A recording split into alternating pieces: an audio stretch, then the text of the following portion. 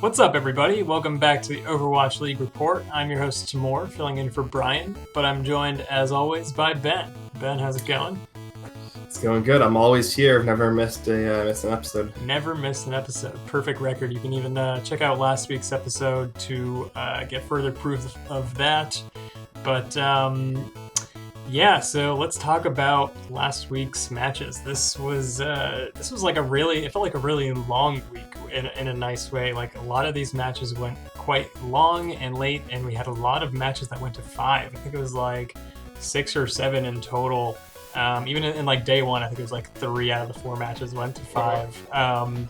Which to me, I definitely read that as like the change in the 2-2-2 meta and these teams being a little bit more balanced with each other. Yeah, I had a ton of fun this week. Yeah, no, definitely. There's a lot of really fun matches, a lot of fun, varied compositions we're seeing. I know we are still seeing more of the Reaper May setup, but there has been a little bit of experimentation. We're seeing still some sniper compositions. We're seeing some teams that aren't good on Reaper in May playing some other stuff like Genji or Pharah, and we're seeing even I mentioned to you before the show, we're seeing like this weird kind of unorthodox playing of Arisa Zarya in a couple of situations by teams like Vancouver and Guangzhou. So it's definitely much more fun and very meta than we've had for most of the season. Yeah. I mean, it's interesting after like a long period with goats to like see these experimentations and these teams who are not so good at. I guess the meta as it currently stands, people think of it as like Arisa and May and Reaper. But if you're not so good at that, then Pharah's like a good second option, or like you said with Zarya, this is an interesting combination that it seems like Charge is leading the charge with. Do you think it's working for them? I mean, they did win their matches this week. Yeah, no, it's certainly in the situations where it's been played, been successful. And I believe on PTR right now, on the PTR patch, there is a bug fix on the way that Zarya's charge maintains when you track with it. So that's supposedly makes the beam damage much more efficient. So if by playoff time that patch becomes the live patch that is played in Overwatch League, which could be the case because it's supposed to go live this week for the game itself. And that could be an interesting change that might push more teams to try and experiment with this kind of Arisa Zarya setup that we've seen, very briefly. Yeah.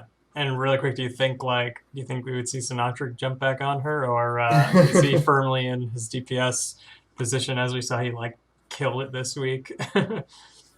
Well, he's been more of a like a flex player coming in on the stage. We've seen mostly the Shock starting Rascal and Architect, and we just saw Sinatra jump on one map on Anubis against the Fuel, where he played a little bit of Doomfist and Genji, because his DPS hero pool is not particularly well adjusted to this like Reaper May setup we're seeing. We have other Shock DPS players, and they're like 7 DPS roster or whatever they have that have a better success on those heroes.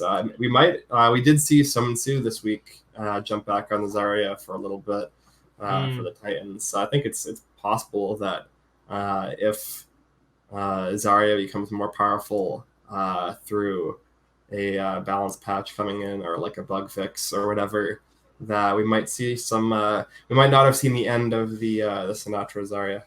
Yeah, I think you're right. But it was really fun watching him on Temple of Anubis. It almost felt like he was like playing with the Dallas Fuel, and just that like jumping around as Genji and not getting killed, getting like really low, but obviously knowing where to hide. And it really, I mean, Dallas Fuel hasn't been like incredibly strong this season beyond like their home turf games, but Yeah, it really felt almost like embarrassing how much they were just being toyed with and completely, not being like taken seriously. Yeah, I think there's like a team identity crisis right now where the Fuel doesn't really like have like a fit roster for this meta. Hmm. Where like Zachary has been inconsistent on the May. I know that he takes a lot of flack. I think that Zachary is a very strong player that does Hmm. take too much flack, but his May has been inconsistent. We've had issues where the Dallas Fuel have not really found a consistent main tank for their roster, where they're swapping off OG and Trill. So that could definitely, when the main tank is one of the primary shot callers generally for the team, usually it's either main tank or main support. It's kind of not usually a position that you want to be swapping out all the time, although the Shock are getting away with it with playing Smurf mostly and then a little bit of Super here and there. Hmm. So yeah, I think there are a handful of issues the Fuel are facing, and they are very much right now on the bubble.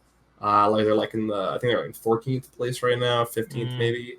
So they're gonna need to really pick it up for the last couple of weeks of the season here if they want to try and sneak into the season playoffs, and it's not looking particularly promising. Yeah, I mean their game against the LA Gladiators was fairly close, but Yes. Yeah.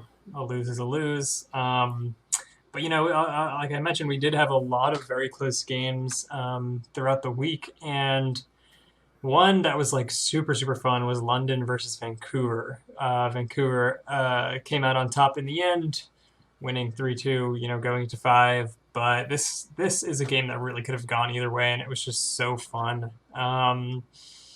Did you get a chance to check that one out? No, yeah, that was I believe that was the match where in one of the early maps we saw Sumansu come on and he had like them playing three DPS players where they've been playing mostly Hoxel and Stitch in the DPS role and they had Sumansu come in. Yeah, no, I'm very excited to see matches like that when that could be a potential matchup we see in the season playoffs after we get to the top eight, because both those teams look like they're probably going to make top six, or Vancouver is definitely making top six, and looks like London probably is as well. So we have a couple of potential playoff previews here this week with that match, and then also with Shock versus Shanghai. Yeah, yeah. Sadly, Shanghai did lose. Shock won 3-1. At least that's from my perspective.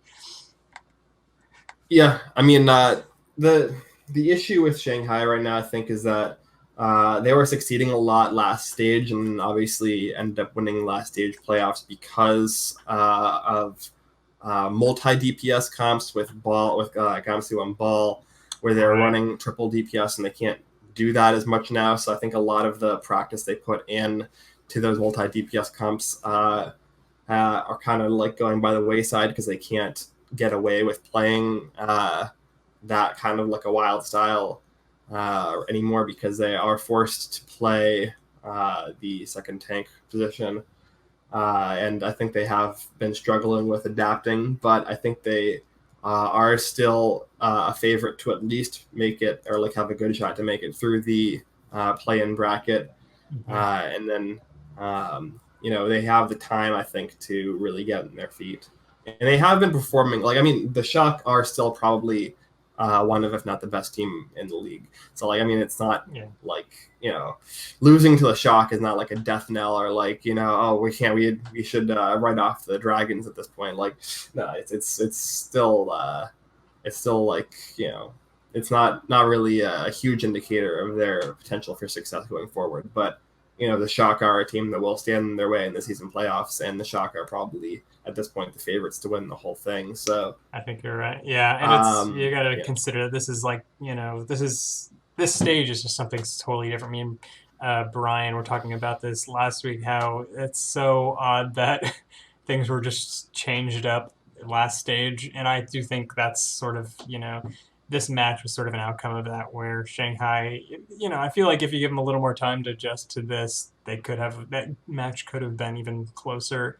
Um, And who knows? By the stage finals, maybe we'll see a rematch or something close to that, where it's a little more even. Who knows? One team that I think is definitely going to be in the stage finals, which I don't think anyone was expecting, is Washington Justice, who Well, there are no stage playoffs for stage four, so oh, they that's my really screwed mistake. up their timing. Ah, that's too Uh, bad. Yeah, they could have yeah, been all stars. They could have been the new yeah, they Shanghai. could have. They would. They are definitely. If there were a stage four playoffs, they would be one of the favorites to potentially take it away. They're 5-0 right now. Yeah, They have won the vast majority of their maps from yeah. over the season in this stage. And if only there was some crazy, mad genius before the stage started who, when asked which bottom feeder team was going to come out and perform well in this stage, said the Washington Justice were going to be a force. Imagine what kind of crazy genius that would have to be to say that. Yeah, yeah. Um, yeah, so I guess just iterate. They did beat Boston 3-1 on Friday, and then on Sunday they did beat the Houston Outlaws in what was actually a pretty close game, 1-5, Yeah. but still came out ahead with a win. They're looking just unbelievably strong, and just like you see them up there, and they're just so fun. Like I guess I never really noticed before because they were just such like you said, they were bottom feeders who you know, it's hard to root for those kind of teams when it's just like they're constantly losing and stuff. But they've put on like such a nice attitude throughout, and like coming into this, it feels like they're winning because like the stress is gone. It's like they have nothing to lose at this point. They might as well just Mhm. have fun with it, and it seems to be working in their favor really well.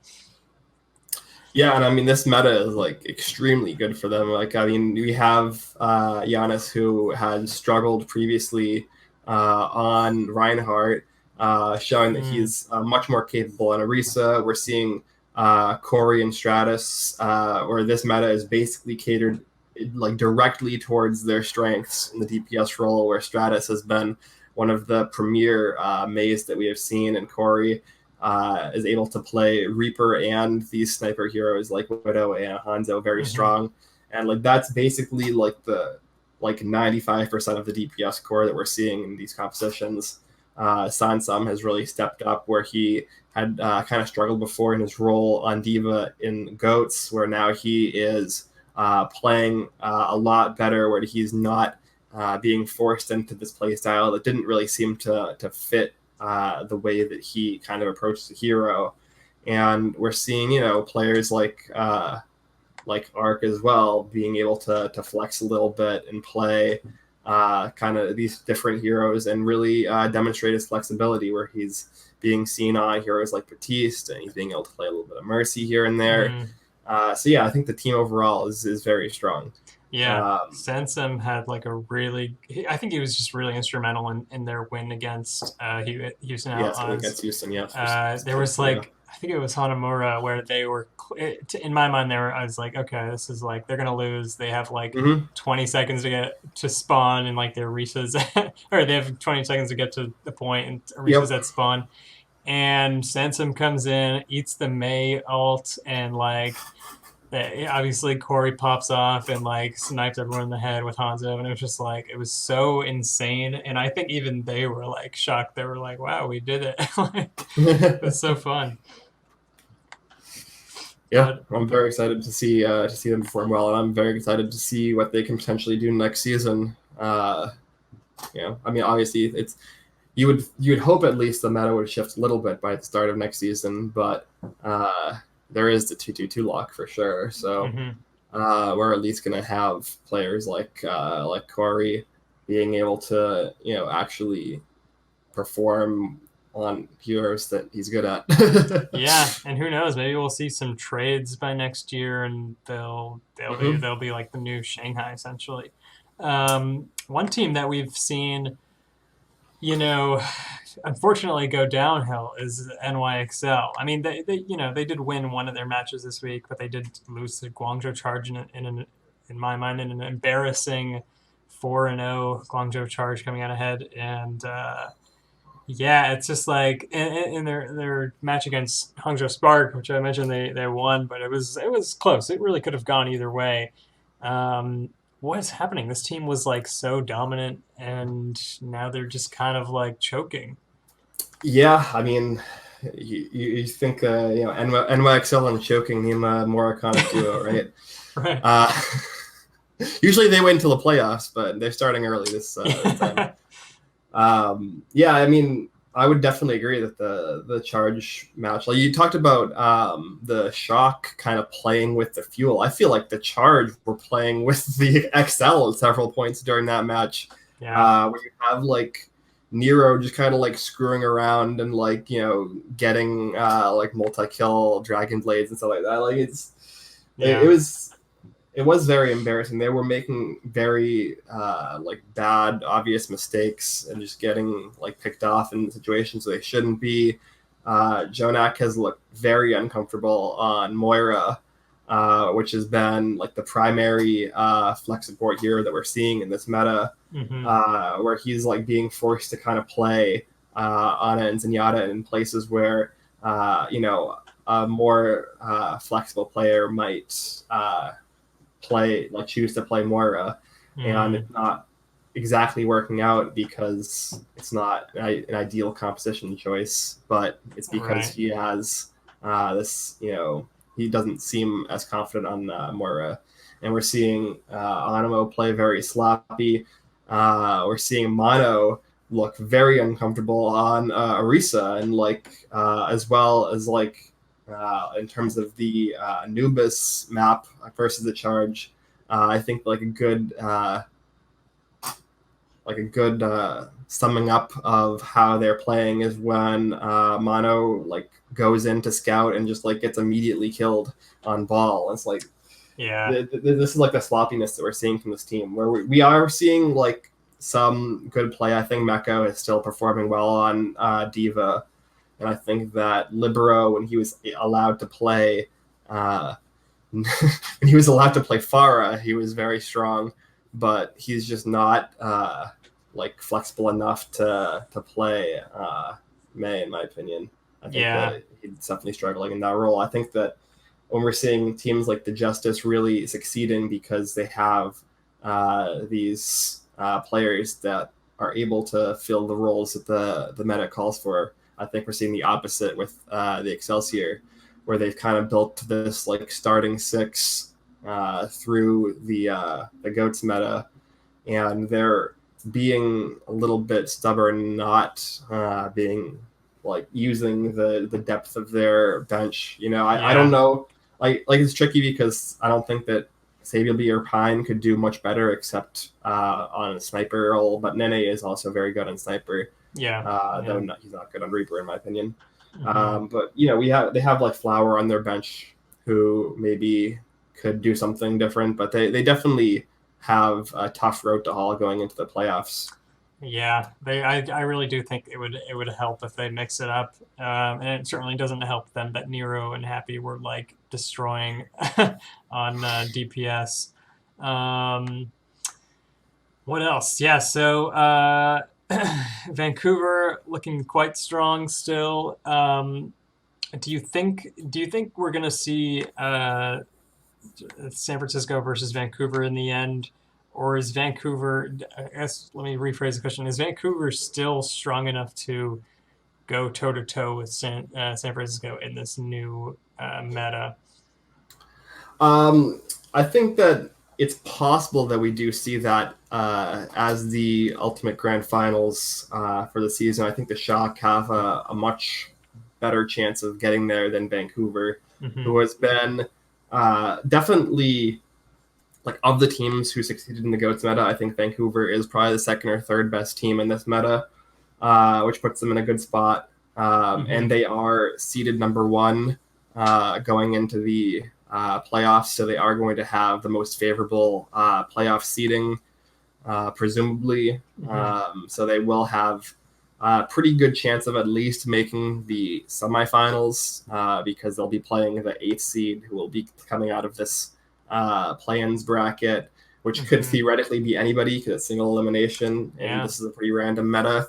So like I think they have a pretty decent shot of making the semifinals of the winners bracket, because the second half of the playoffs is double elimination. It's a very complicated playoff bracket setup. Yeah, But yeah. I think they have a good shot of making the semifinals in the winners bracket, which means they have basically 2 chances to get into the finals. And I think that it's pretty likely. I think they'll win at least one of those matches. So I think that if I were to guess right now, I probably would predict a Shock Vancouver finals. And I think that I think they do have a shot. I mean, they did obviously it was a very different meta, but they did beat the Shock in stage 1. They have been performing pretty well in this meta, given the fact that as a team they basically played goats for like 9 months straight.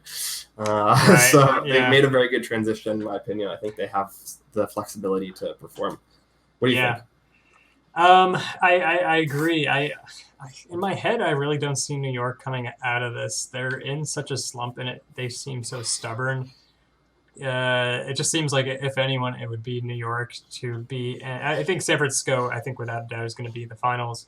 Now, Mhm. whether it's Vancouver or New York is kind of up for grabs. But if I had to choose, I would say Vancouver.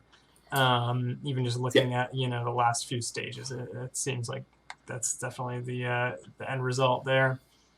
See, I actually don't think that New York is going to. I think that the 2 teams besides Vancouver that would probably have the best chance of making it to the finals are London and Shanghai. Like, I would put those 2 above New York right now in terms of likeliness to make the grand finals. Okay, yeah. I mean, I like the sound of that. I love Shanghai. London, obviously, very very favorable. And I think London versus San Francisco would be such a fun final. Yeah.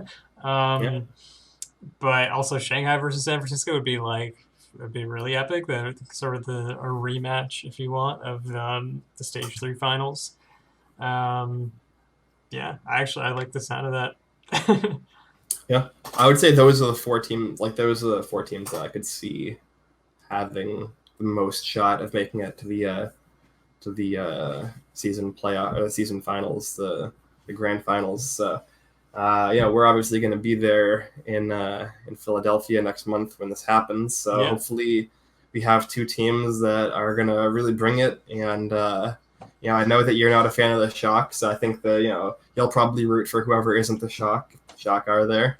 Yeah, yeah. If it's Shanghai, I'm like 100% Team Shanghai. Yeah, I mean that's such an amazing story, right? I mean, I Yeah, think that most people who aren't like hardcore Shock fans who are going to be there are probably going to be rooting for Shanghai if it's those 2 yeah, teams, just because like the story is so crazy. Like the team that was winless and 0-40 last season coming in, winning the stage 3 playoffs and then coming in and potentially winning the whole thing. yeah. Like, that's just like owls and anime, right? Like, Yeah, yeah, exactly.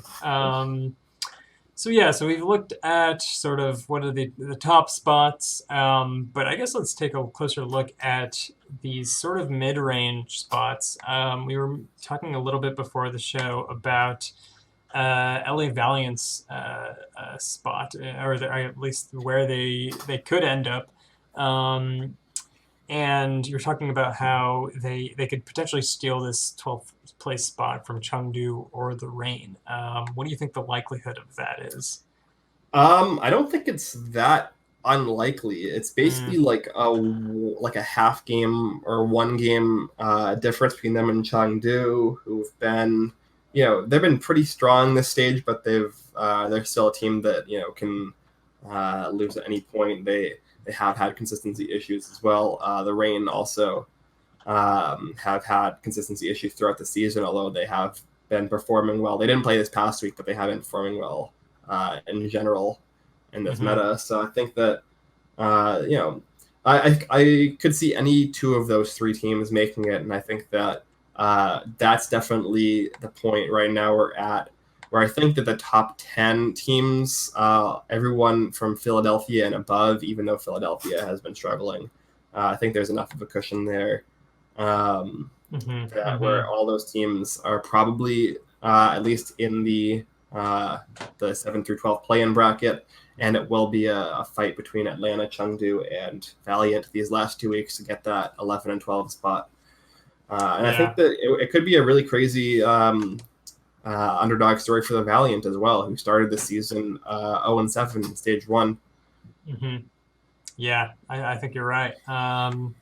What about Washington Justice taking like the 18th or like 17th spot from like Houston or Toronto? Do you think that's possible?